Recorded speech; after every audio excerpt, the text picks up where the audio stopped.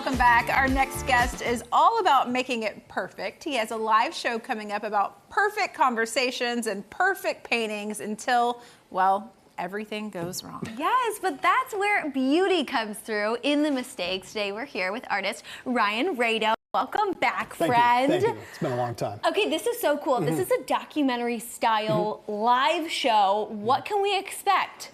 Oh, geez, there's so much that happens during it. It's like we have these conversations and we're painting, the audience is there, and everybody's just hooting and hollering and having a good time. But then someone says something, and then the feelings hit, and everybody's like, dun, dun, dun, dun. So that's what we're looking forward to. It always happens that way. And you're gearing up. We're seeing video of how it looks now to host your third show Thursday night at Eastside Bowl. Tell us about this week's guest and kind of what they bring to the table. Yeah, great.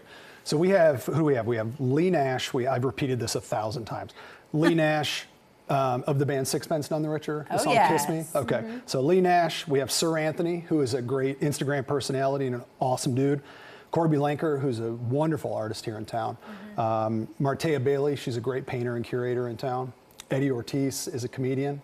And we have Elizabeth Donaldson, who is the perfect guest for something like this because she's an actress and she's just really wild and really good at it. And we also have Brian Vance, who's also a developer and investor and stuff like that. So, oh, yeah. So cool. And, you know, I was watching some video of your last shows and you see Andy from Bad Luck Burger Club. I just saw him. Right? Oh, Yes, and he is such a blast. So but, you know, there's this moment where he gets really real, where he talks about, you know, I grew up in a trailer park, but I was successful because my mom believed in me. Where did this concept come from, like as an overall? Yeah, you know, you want the real answer? Yes. Okay, cool. So I think doing it in a group is a reflection of me trying to bring my family back together. And I think my family is really scattered. I had a lot of stepdads and we did the best we could. But I think, you know, when I was a kid, there was a lot of loneliness and a lot of like, I lived out in the country, didn't really have a lot of friends. So I think this is like, it is trying to bring a family back together, being as wild and goofy as we can, and also talking about stuff that's hard to talk about, and staying in the room together rather than dispersing in anger or, you know, sadness or shame or anything like that. I think that is the bottom of where this is, and a little bit of like, I'm at the top of that. You know, I'm the center of that, you know, so that's part of it too. Doing it now. Thank you. That's awesome. A very sentimental answer there. Yeah. What's one of the more interesting conversations that have come out of one of these shows? I mean, I saw you once had to go to the bathroom in the middle of it.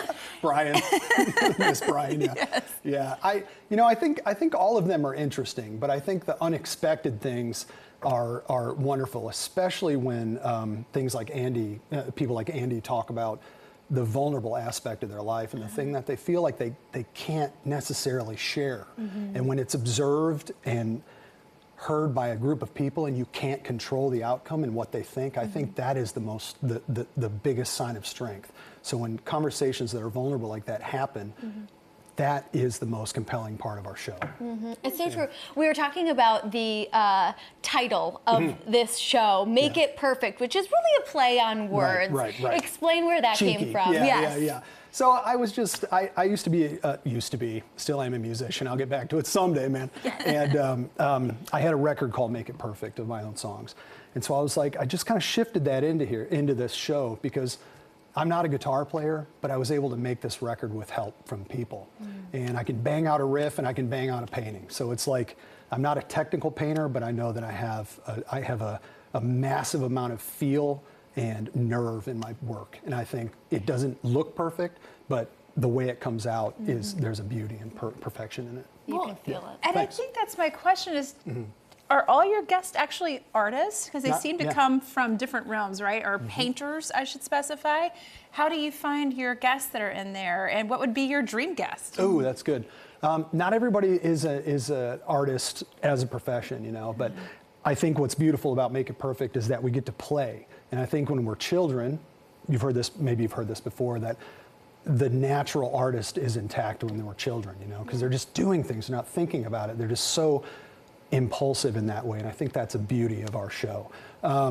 Dream guest. I think Matty Healy from 1975. Okay. Yeah, I would love to have him as a guest because I know he paints and he's wild, and I really love the 1975. I didn't because of him, and then I understood him, and now they're one of my favorite bands. Okay, we're putting it out there right now and manifesting it, Ryan. Yeah. Come on, Maddie. Thank you so Thank you. much. Yeah, Appreciate this. Thank you Everyone, very Make It Perfect is coming to the Eastside Bowl on May 8th. Get your tickets at the door or in advance. You can find more information on Instagram at Make It Perfect Show.